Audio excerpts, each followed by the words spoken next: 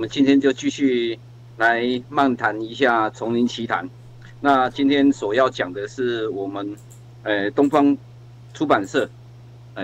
童军总会文共所贩卖的的这一本丛林奇谈。那沿照现在我们继续讲的是快跑，然后到栖养的目的。那今天开讲的是从这个快跑，然后接续栖养的目的这边来讲起哦。那我们上一集的话有谈到飞渊传讯，然后用所谓的密语，那经由博鲁呢老师呢教导了毛克利很多丛林这些动物全部所有的这一些语言，然后让毛克利来学习。那毛克利呢真的是人类的小孩天生资质非常的聪慧哦。然后呢可以讲说现学就现会哦。那经过于这一次被班达洛呢劫持，然后呢利用密语呢透过飞渊呢来传递，让黑豹巴西拉跟博鲁晓得他被劫持了，然后让老师们想办法，然后前往去营救他。那在这个快跑这一个章节里面呢它里面还有一个动物还有一只动物可能我们有稍微带过这只动物呢就是黑夜里面能飞行的一种动物。我相信大家也都可以猜想得到这一只呢叫做蝙蝠它的名字叫做满奇，是吧？好，那为什么会有它的存在事实上我们鸟类事实上在晚上的时间，它们的视觉的能力就极为可以讲说非常的差没有办法呢在夜间里面呢来飞行因为它眼睛瞳孔这种瞳距的问题那产生到晚上就会有点夜盲那除了一种应该也不是只有一种应该还有其他的鸟类，事实上晚上它们的眼睛反而更好例如像是猫头鹰那飞渊呢，事实上在毛克利被劫持的这一段旅途里面那透过飞渊，然后飞渊呢，然后他也必须在晚上的时候就必须要休息嘛但是呢他又透过于我们这个蝙蝠呢奇满呢来让他呢来进行晚上的时间的一些观察跟一些追踪就落在这一只蝙蝠的身上那让他呢晚上可以呢一样无误的知道毛克利跟班大洛他们的行踪好一一的呢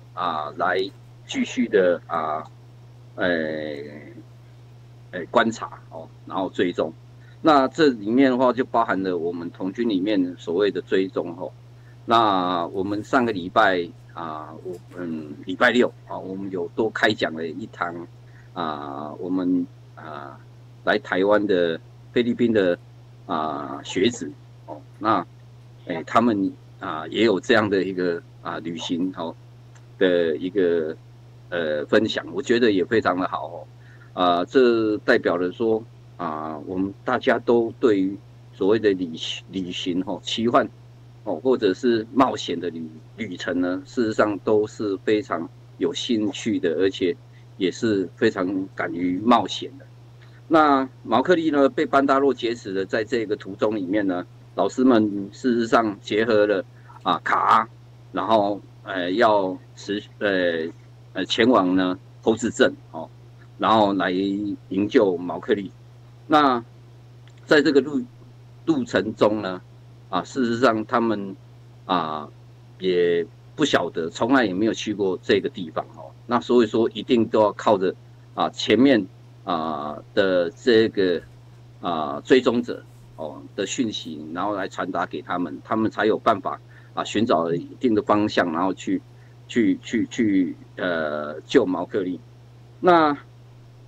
在这个途中呢，事实上老师们也都是绝技现起的这个什么的展现哦。因为这里面的话三位老师呢，事实上以他们行动的速度来讲大家应该也都知道，应该就是巴西拉哦，巴西拉动作最为敏捷，而且他的速度最快哦。然后再来呢，是蛇，卡阿呢，还是棕熊波鲁？大家可以想象看哦。我们书里面所谈到的是卡阿，既然它的速度会比棕熊波鲁来得快，那我们可想而知哦，一个是在陆地上爬行的一个是走动的，但是棕熊波鲁是因为它的体积比较臃肿，然后呢，所以说它就会比较迟缓一点哦。但是不代表熊的速度不快哦，这是我也必须要帮博鲁多说这一些好话，因为我总觉得熊事实上它的速度、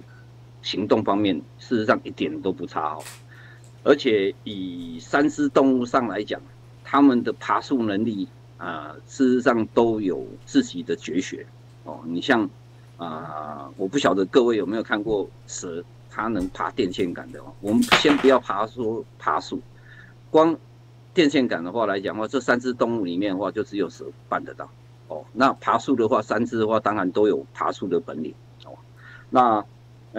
他们在这一路上的话，当然说实在要穿越过很多的树林或者是草丛等等哦。那所以说他们都必须要有自己的本领哦。那在这个同时呢，他们要跨过一条河，哦，那黑豹巴西拉事实上它非常的敏捷，只要河中里面的话来讲的话有隆起的这些溪石的话来讲的话，它都可以很精准的跳跃通过它，哦，那蛇呢怎么办？哦，那我们书里面的话来讲的话是蛇会游泳，哦，当然应该蟒蛇应该游泳没有问题啊。哦，这是绝对的，而且，蛇事实上在水里面的行进游动速度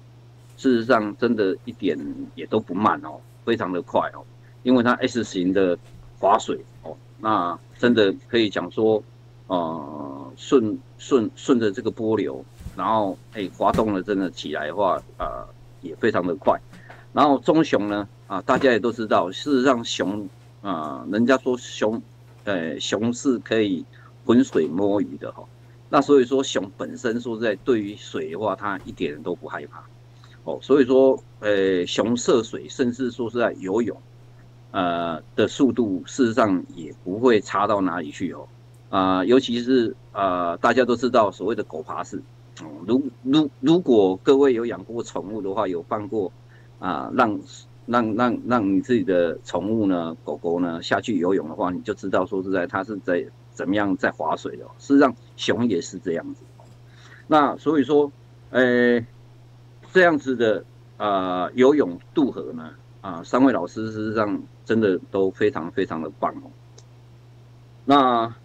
事实上，他们这样的一个前情呢，在这个途中里面呢，巴西拉跟棕熊波鲁呢，事实上他们是很称许自己的学生的哦，认为这个学生毛克利呢，他真的把密语呢这些动物的语言呢学习的真的非常的好哦，而且都能在这样的一个情境里面哦，因为他被劫持，我相信说是在一般的话。我们的孩子们应该都会很害怕，甚至会很紧张。那我们也都知道，一紧张的话来讲的话都会比较没有意识，或者是会比较不清醒哦的现象生理现象会产生。那所以说毛毛克利呢，在这方面的话来讲的话，他表现得非常好哦。越是在危险的时候，然后他的冷静，而且说实在，他还可以把他所学习到的这一些本领呢发挥的淋漓尽致，而且展现的出来哦，也都可圈可点哦。所以说他才好这样子的去求救哦，寻求其他的动物的好友哦，然后来帮忙他。那在于我们幼童军团集会的时候说，我们也有一个游戏，也是在做这个所谓的密语传达哦。我们通常话来讲的话，不管是用写的或者是用那种所谓的肢体语言哦，那种传达。我相信各位团长如果有带过幼童军团的话，应该也都有玩过哦，甚至说实在用打电报的方式哦，那用写的方式的话，可以写在背后哦，然后来传达讯息哦。希望也可以在这一节故事里面把这样的一个游戏呢就是好好的去把它来做一个实验哦，让孩子们可以学习得到这样子的所谓的不用讲话，然后就可以把你真正想传达的讯息传达出去哦。那我们就是从后面呢的那一位小朋友哦，然后往前写哦，写到最前面，前面的人告诉正确的答案，来完成这样的一个游戏哦。这一章节里面，因为我们前面呢也大概有稍微有提到过所以说在这边也再稍微补充一下。再来就是我们的第53页哦，凄凉的目的。那讲到这边的话，我觉得各位可能会对于所谓的这个样的一个目的呢，来跟孩子们分享可能我认为是可以，也不用太过于惊悚或者是太过于那一种令孩子们说在害怕的那一种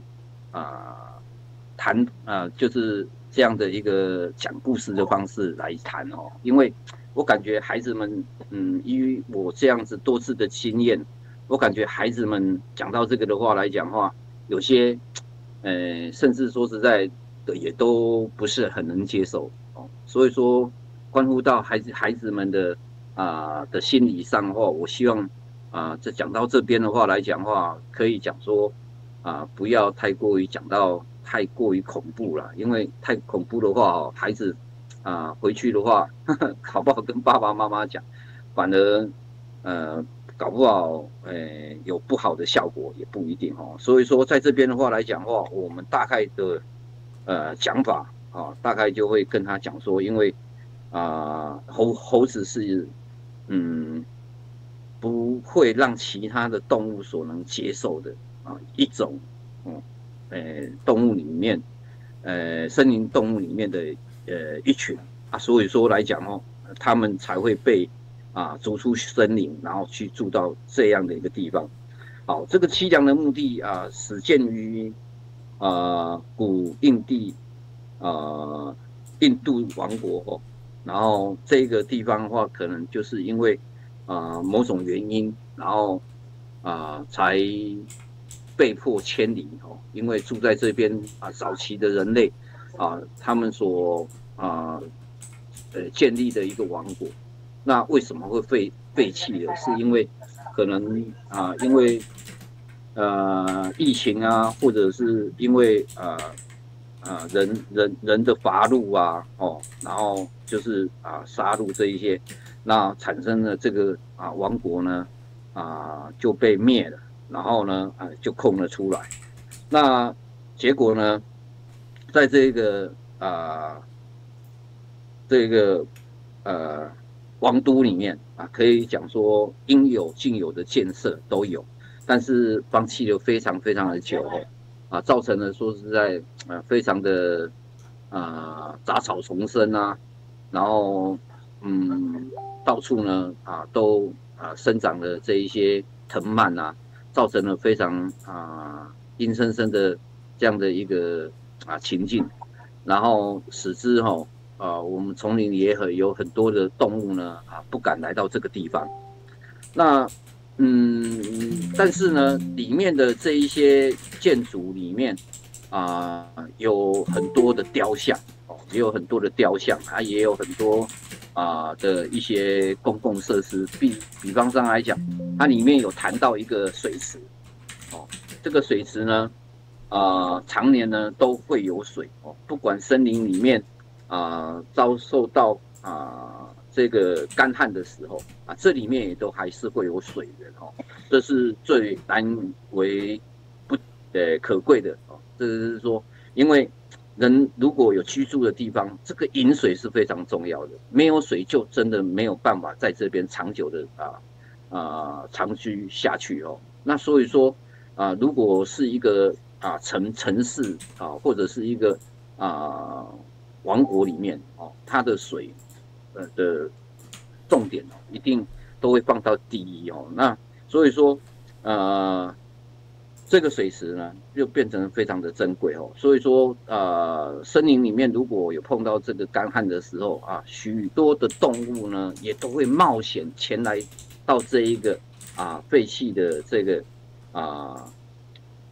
城堡里面呢来喝这一个城池里面的这一潭水那这一潭水呢事实上也只有一种动物敢随时来这边取用那就是我们书里面讲的就是野猪野猪的话来讲的话，他们也是会常常来这边取水那其他的森林里面的动物的话，因为都比较畏惧那也就比较不会来到这边。然后我们书里面呢形容了这个古堡呢这个王国呢这个宫殿呢，把它形容的非常的宏伟然后也把它形容了非常非常的坚固那但是呢经过时间一长那也是会有所谓的风化的情况产生然后就会变成的比较沧桑比较沧桑一点那也比较阴森那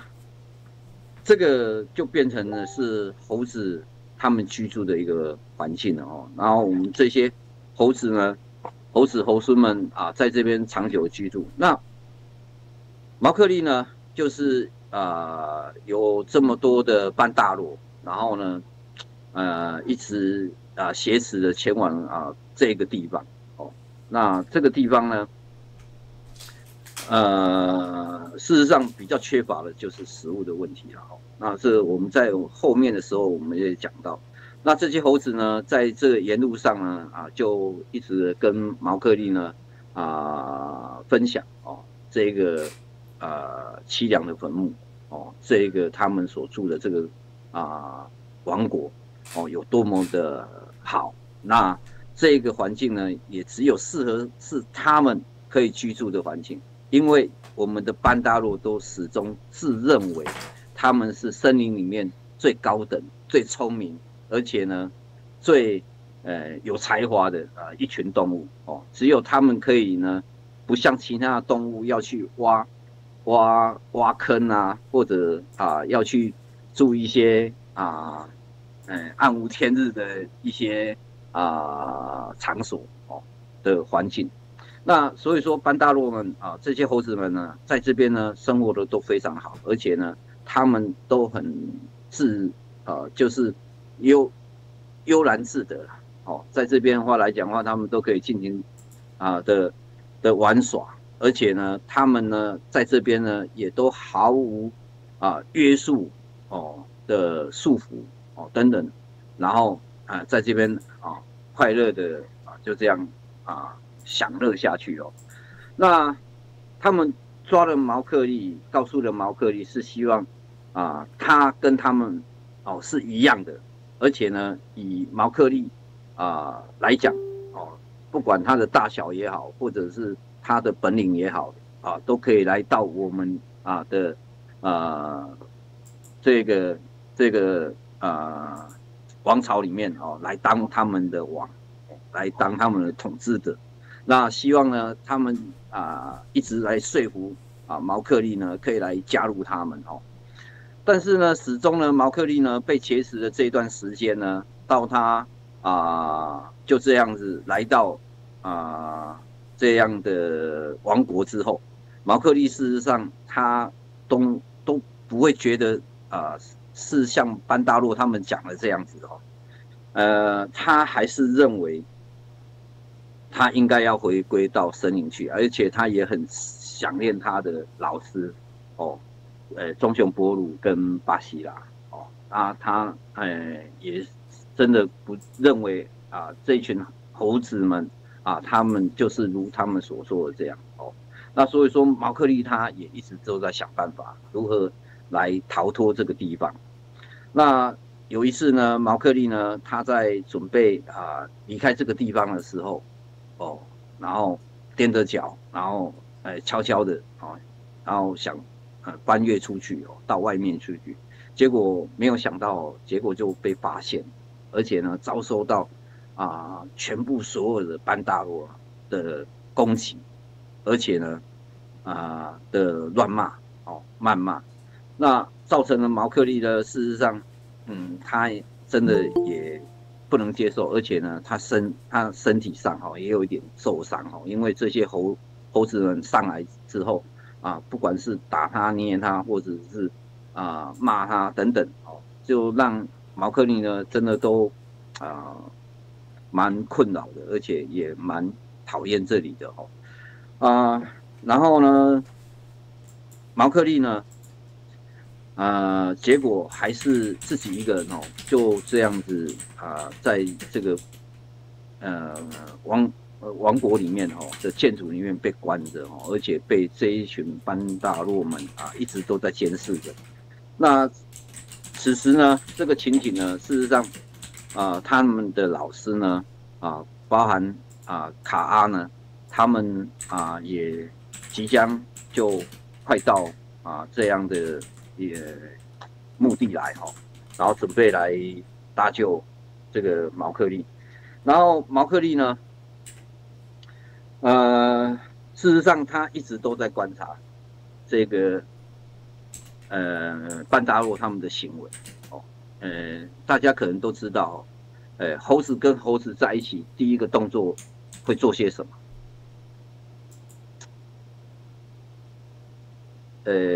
有没有伙伴愿意跟我讲？如果2只猴子、3只猴子坐在一起，他们都会互相做一件事情，互相有没有？身上的毛吗？也对，会拨毛，但是这个拨毛的动作是要做什么？来，小德团长，请说。抓狮子吗？抓狮子，还有呢？跳蚤那类的。抓跳蚤，狮子。结果说实在，我们才会发现说，事实上是在取盐巴在取盐分这个是也有根据的除了抓狮子、抓跳蚤之外，事实上他们在在伙伴之间呢就是会去采取一个所谓的盐分来提取然后呢猴子们他们会做这些行为、这些动作以外，他还有一个，他说，他们的习惯动作猴子的习惯动作有哪些？除了我刚刚引述的说这一些还有一些习惯动作，大家来脑筋激荡一下，小德团长知道吗？如果是大猴子对小猴子的话，都是把它抱紧紧，避免别人去碰他家的猴子。再来说，对啊，如果2只猴子在一起的话，好像通常都只有那些，就是好像在梳毛之类的那些动作而已。是，事实上，猴子的习惯动作的话来讲的话，也喜欢爬到高啊比较较高的地方，高远处，然后说实在去做瞭望的动作。哦，大家都看过齐声大圣哦，齐声大圣的招牌动作应该都知道了。那所以说，猴子还有一个习惯动作就是喜欢远眺，哦，远眺看远方。那我们也都知道，猴子事实上它的群族里面的话来讲，它都是有所谓的阶级，哦，地位之分，而且呢，一群猴子里面的话来讲的话，一定会有一个猴王。那这个猴王呢，都必须要经过无数的展现自己的英勇哦，然后或者是彼此的怎么样讲，较量哦，那才可以成为他们这个族群里面的猴王。而且呢，猴王呢，他享有了很多很多的权利哦，比方上来讲，他吃的东西，他一定是第一个吃。哦，大家拿回来的、取回来的，第一个一定都会先献给他们的猴王哦，他们的代王。然后呢，他的娶妻呢，他可以比较没有被限制，而且他只要他喜欢，哦，几乎说实在都可以让整个猴群里面的的女猴子们成为他的伴侣哦，那。当然啦、说实在的，这个在猴子里面，他们的生活群居的习性就是这个样子。哦，那我们听了这么多，有经过于我们不管是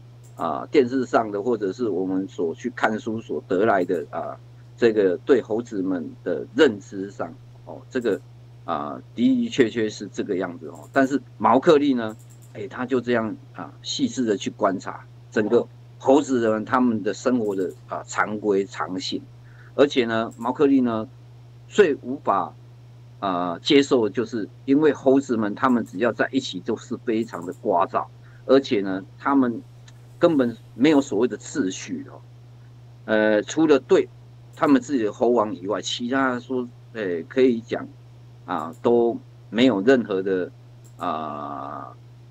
规范哦，那所以说，他们一般的话来讲，哦，都不怎么会去珍惜。所以说，猴子们他们就是都是很喜欢胡作非为啊，哦，然后也都不会去设想说他应该要如何去让他们自己的猴群更好哦，那只是不断的一直。这样的一个浪费啊，或者是暴殄天物之类的哦，这些行为啦。那我们在这边的讲的时候，我希望如果我们跟孩子们讲，可以再讲的更贴切一些，而且说实在把这个情形呢，可以比喻他们哦，就是说。如果大家很会守秩序哦，然后在团集会的时候说不要三三两两勾肩搭背不要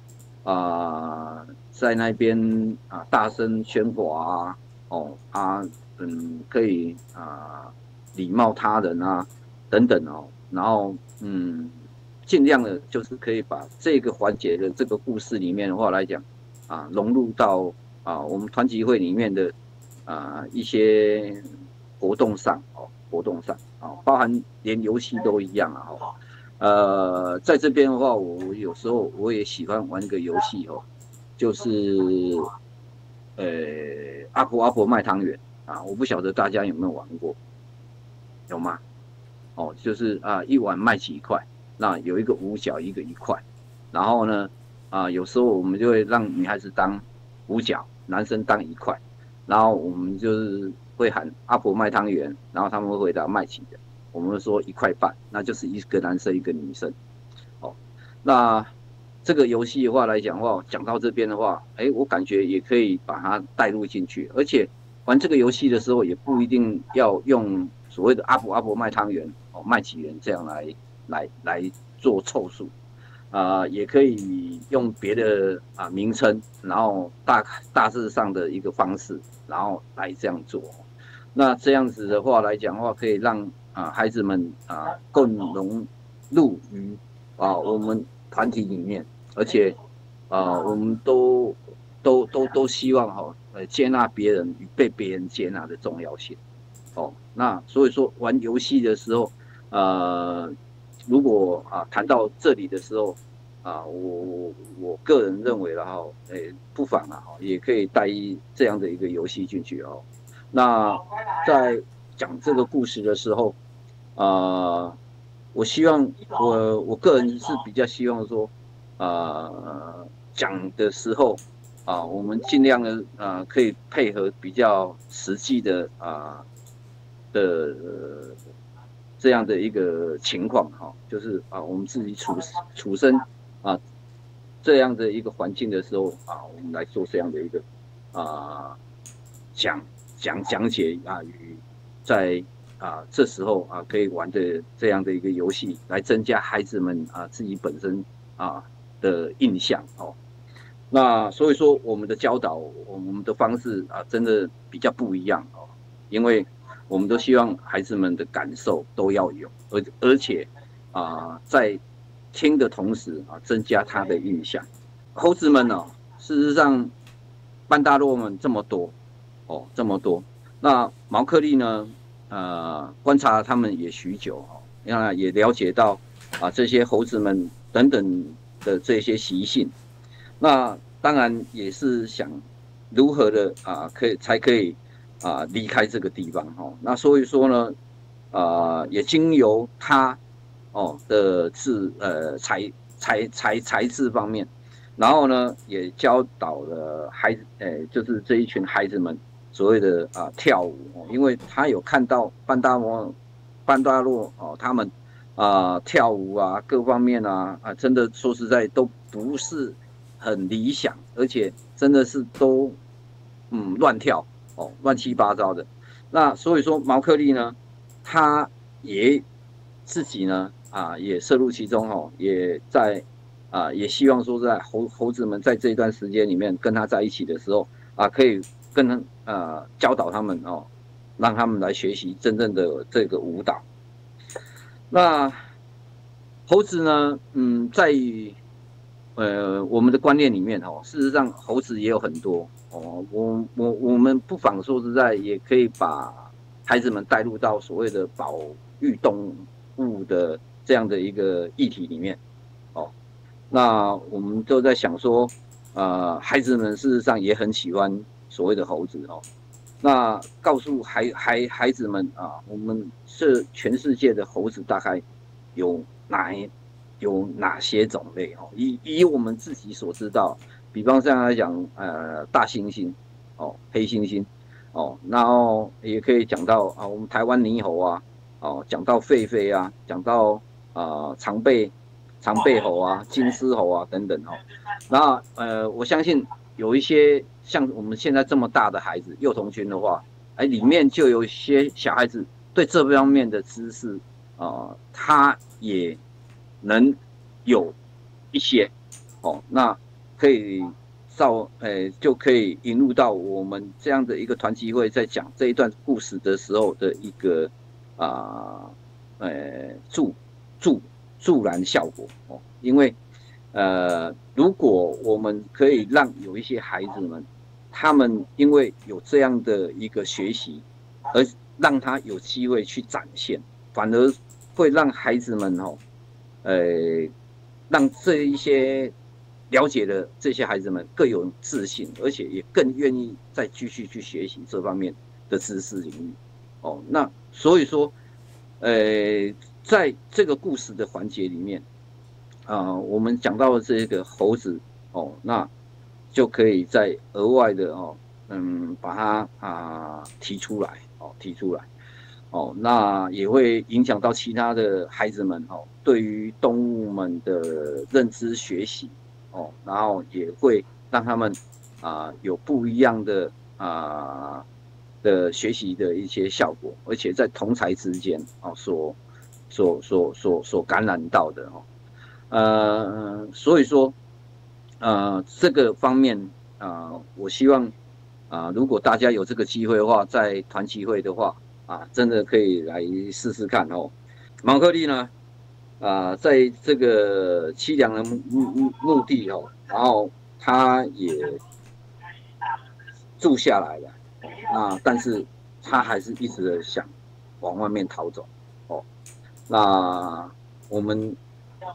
就看看老师们他们是怎么样来营救毛克利的哦。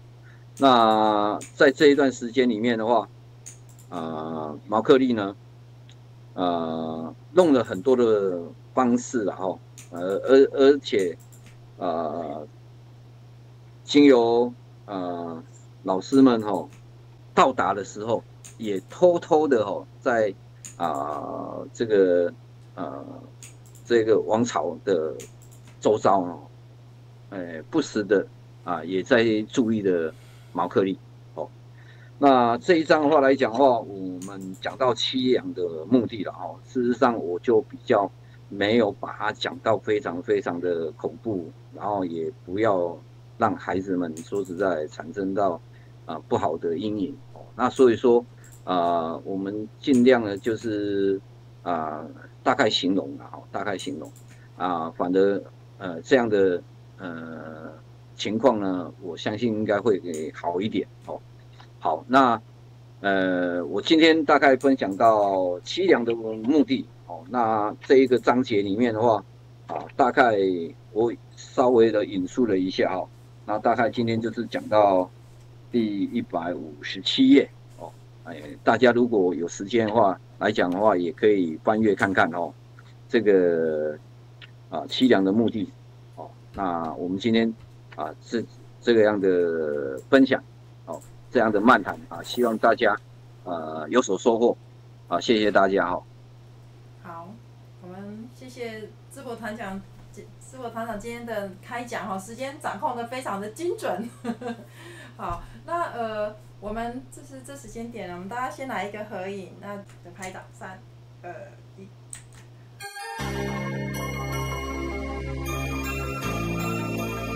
谢谢观赏贝学院讲座，请帮忙按赞、订阅、分享。